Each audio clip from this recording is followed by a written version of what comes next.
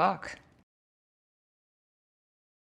In parts 1 and 2, I talked about two horror subgenres that are more crowd-pleasing and energizing to watch, even though the imagery and subject matter can be very disturbing. Today in part 3, we are going to step fully into the horrific side of horror. Today I want to talk about the most popular, the most ubiquitous, the most emotionally taxing subgenre of horror: haunting horror. Now, according to my personal definition, this subgenre does not relate only to films about literal hauntings, although basically all haunted house movies are in this subgenre. No, rather this subgenre refers specifically to the feelings invoked by the film. In fun horror, the first subgenre I discussed, you are rarely left with any kind of images burned into your mind. You can close your eyes at night and worry what Michael Myers might do to you, but you don't squirm in quite the same way when you're in the dark. After you watch a survival horror movie, the second subgenre, you don't really have nightmares, but instead have battle plans. Within haunting horror, however, nightmares are par for the course. These are the movies that sit with you, that sit on you,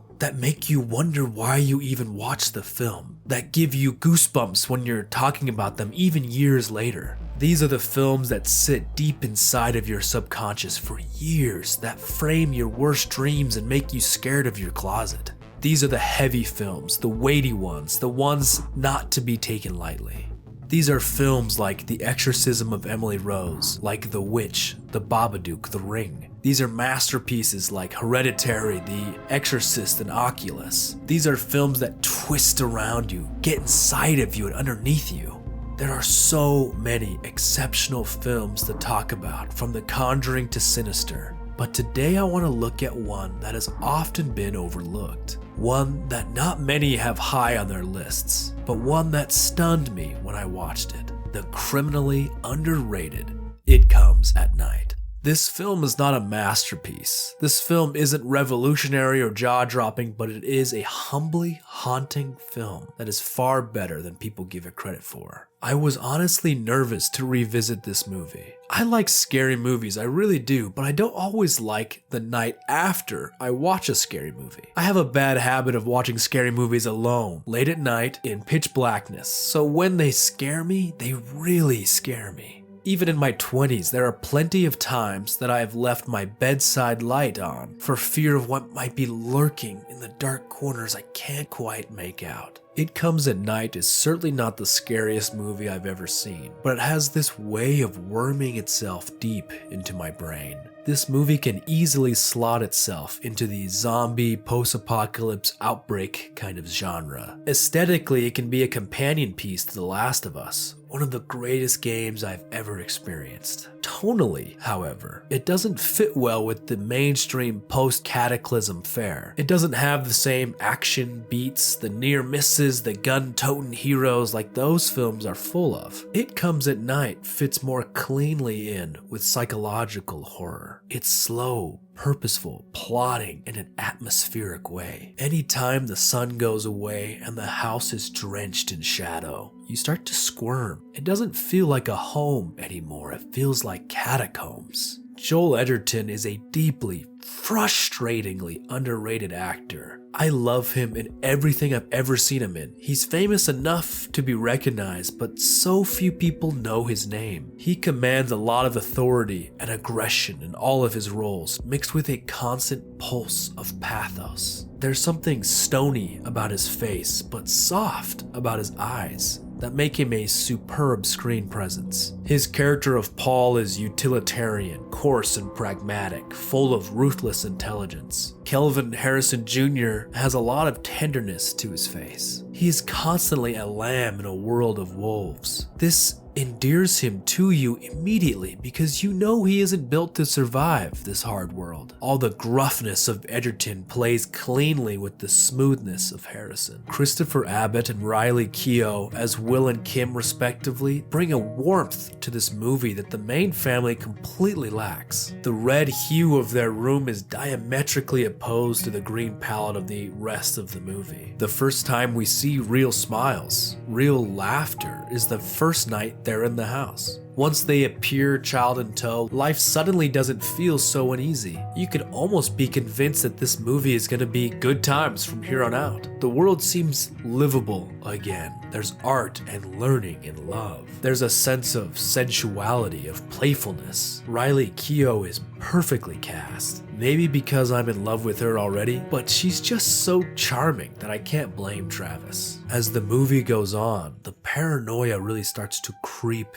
in. This movie starts playing tricks on you. You start to get a little distrustful of everything, even of what the movie is showing you. Can Travis be trusted as a POV character at all? Can either family be trusted? But you start to get this strange feeling that Paul's family might actually be the antagonists, not the heroes of the story. Paul has so much paranoia, so much need for control that their idyllic life was never going to last. Just because they're the characters we meet first does not mean they're necessarily the good guys. But desperation and fear make villains of us all.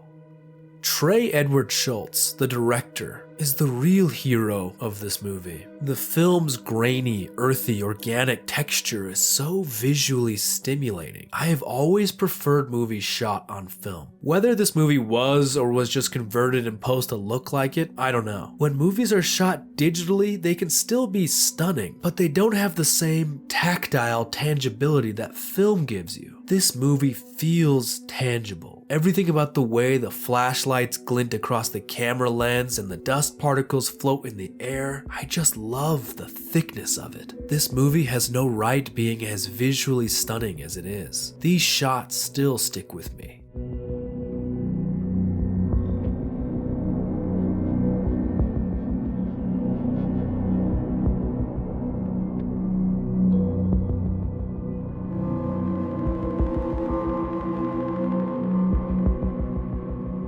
The long POV shots have this horrific way of making you feel trapped inside this movie, inside this house like Travis. Schults won't cut. He won't let you look away even though that's all you want to do. The way he builds to a scare and then just wrecks you with it is genius.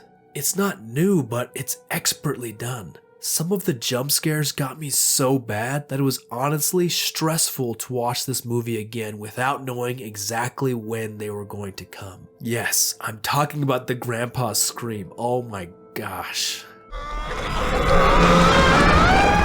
The ultimate genius of this movie is how Schults plays with aspect ratios. At first, I didn't notice. Unless you're a very savvy cinephile, the subtle shifts from regular widescreen to the narrow cinemascope goes unnoticed for a while. You can feel a difference between Travis's dreams and reality, even if you don't know why. Once you notice it though, the movie gets truly contextualized. One of the best moments in the whole movie is when Travis seemingly wakes up from his dream just to be stuck in the narrow aspect ratio. Oh man, I have felt that before. I have been in that exact place. I think we all have. You're stuck in this chilling dream and you just want nothing more than to get out, to get back to the safety of the real world, and then you're free. But you're not free. You're still stuck, still sunk in that awful place. As the climax escalates into absolute fear and viciousness, the aspect ratio starts to play a little game. It's normal, nice and wide throughout the whole tension of the standoff, but once the guns come down and the tension explodes into all-out savagery, the aspect ratio starts to narrow and narrow. The movie is telling us we're in a dream, but the dream won't end. Everything about the film language is telling us that Travis is having another nightmare, but it's not in his imagination. The nightmare has come to life. We can't differentiate between nightmare and life anymore because life is the nightmare. Your own dad murdering a child and his mother right before you, your family turning into the evil you thought they were keeping out. All of this is told not through dialogue or through any kind of clever explanation, except for the simple shift of a few pixels. Why does this movie sit with me so much? Why does this movie leave me with this haunting feeling? I think it's the uncertainty of it all. Was it all a dream in the end? Was it a feverish apparition brought on by Travis's infection? Was Andrew ever even sick? We never see his eyes, never understand the truth. He was too small to open those doors, and why would he have? We have no evidence of him sleepwalking, but we know that Travis does. Maybe Andrew really did just have a nightmare. Maybe Will and Kim were just leaving because they thought Travis had opened the door and that he was sick and going to infect all of them. Was Will lying about his brother? Was Will ever to be trusted, having hidden that gun the entire time? There are so many questions, but in the best way possible. Some movies leave you asking a lot after the movie because it was poorly written or sloppily directed, but this film purposefully layers those questions so that you live in the same paranoia as the characters. There's something genius to its effectiveness. We as the audience get to sit there like Paul and Sarah, left with nothing to do but wonder. The most common question I hear people ask about this movie is, what comes at night? What comes at night? Fear. Thank you for watching part 3 of the Halloween special. Subscribe for part 4 and let me know if you ever saw this underrated movie. Farewell.